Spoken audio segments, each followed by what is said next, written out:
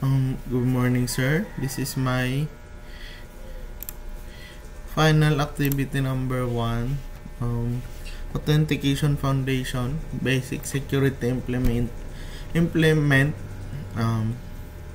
user registration, input validation, login with encrypted password, logging attempt, request rate limiting, Google reCAPTCHA integration, role-based access, example admin or student, secure session management, timeout, logout, then basic dashboard access per role. This topic covered access control, input sanitation, bot protection, brute force prevention, and session control. Bale, ito po yung ano ko po, yung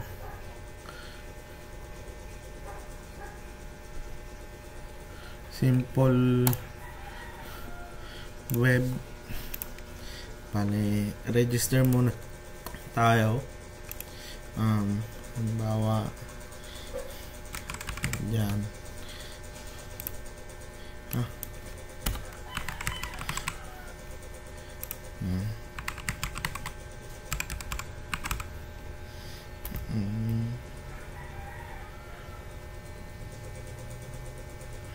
Then 203 at gmail.com. Tapos hindi po tayo maglalagay ng password. Try natin register. Yan po, meron po siyang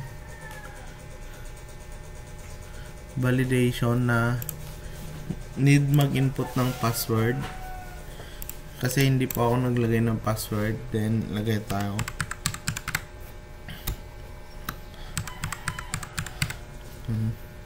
Register. Then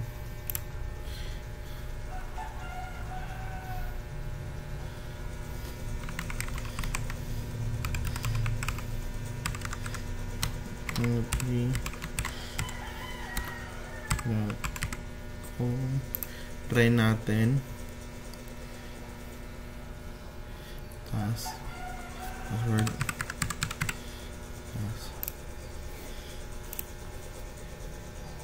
User not found. Bale, pupunta tayo sa sa admin. Yan po. Bale, manage user. Yan po. Yes. Tas papalitan natin ng student.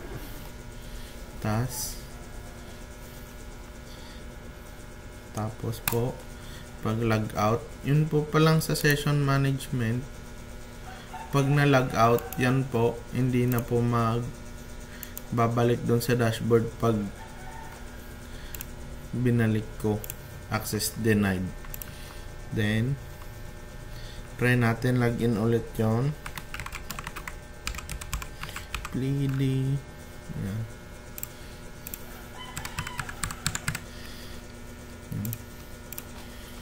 Try natin login.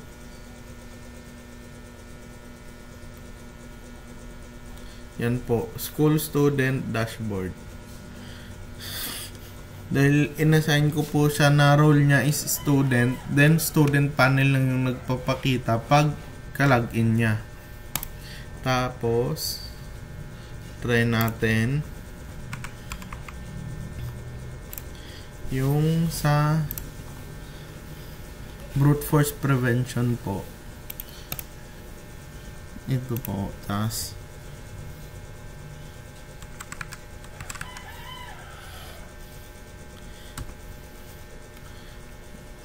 wait lang.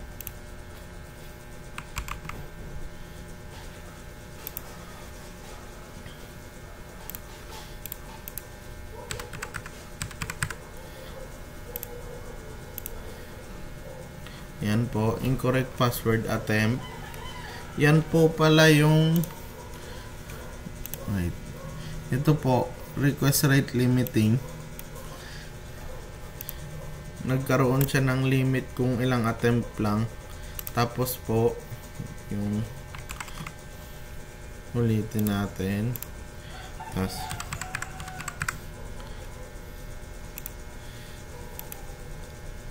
yan po.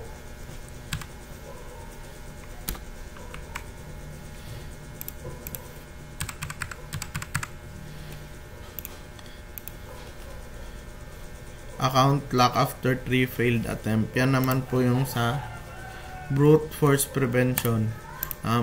Pinigilan niya na ako mag-login kasi natapos ko na yung attempt ko na 3 sa pag-login. Then, tingnan natin sa may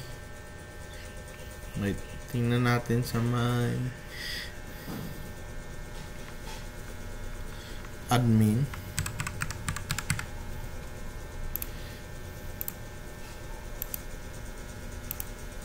Yan po.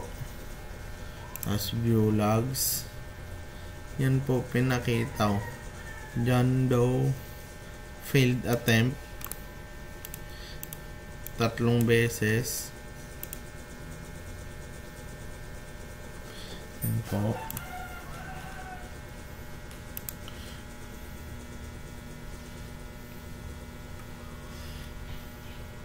Nakita din dito na nakalagin na po tayo dun sa niregister natin na account.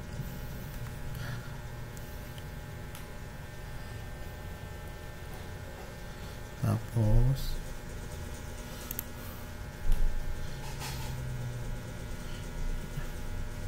yun na po, na demo ko na po yung sa access control na iba yung dashboard na magpapakita based sa role mo. Then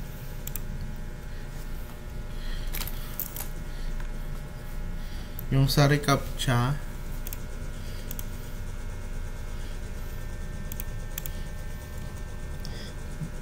the reCAPTCHA integration, session management. Yung sa session management po, pag log out ko, tas if ever ibalik ko sa dashboard, hindi na siya papasok.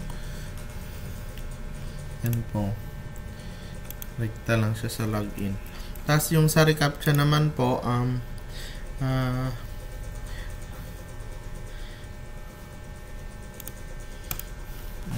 magla-login po tayo.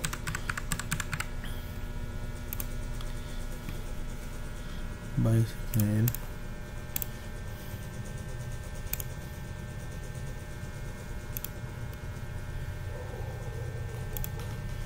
Yan po. Tas yung reCAPTCHA po is a free service from Google that helps protect website from spam and abuse. It works by verifying that a user is a human and not a bot.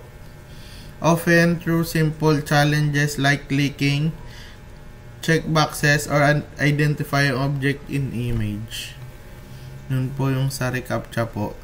Then, na-verify niya na po na I'm not a robot din. Sa login.